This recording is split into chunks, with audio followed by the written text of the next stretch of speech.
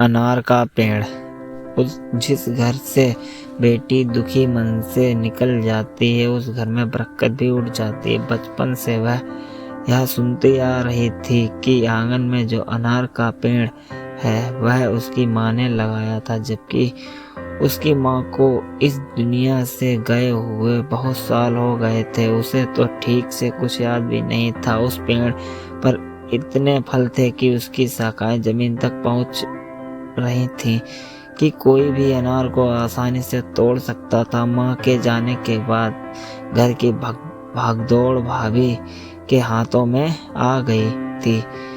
एक बार उसके पति ने उससे कहा, मैंने सुना है कि तुम्हारे मायके में जो अनार का पेड़ है उस पर बहुत ही स्वादिष्ट अनार लगे हैं। कुछ अनार हमें भी चखाओ। दूसरे दिन वह अपने मायके गई, चुपके से कुछ अनार तोड़े और उसने बैग में छुपा दिए। भाभी ने देखा तो आग बबूल हो गई। तुरंत ननद के बैग की तलाशी ली, उसे बुरा भला भी कहा और सारे अनार निकाल लिए।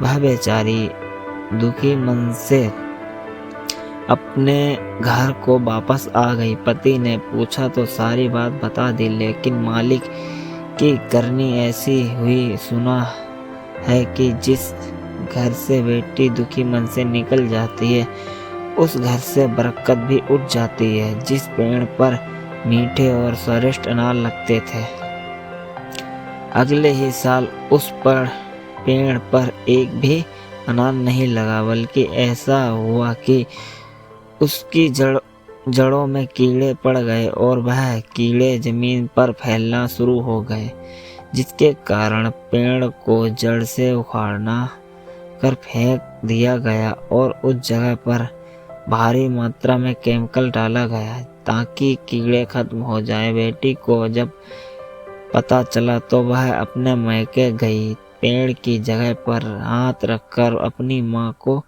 याद करके रोने लगी। अचानक उसकी नजर एक नन्ही सी जड़ पर पड़ी।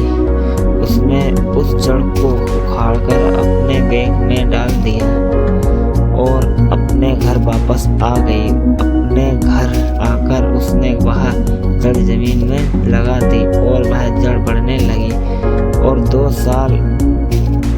ही साल में वह जड़ एक बड़े से अनार के रूप में बदल गई। देखने वाले यह देखकर आश्चर्यचकित हो गए कि सिर्फ 3 ही सालों में उस पेड़ पर मीठे, स्वादिष्ट और बड़े आकार के अनार लगने लगे और वह बिल्कुल वैसा ही पेड़ बन गया था जिसे उसकी माँ ने लगाया था। अब उस पेड़ के फल पूरे परिवार वालों, सगे रिश्तेदार, दोस्तों, पड़ोसी में बंटे जाने लगे। वह बिल्कुल एक जादुई पेड़ की तरह बन गया था जो पूरा साल हरा भरा रहता और उसका फल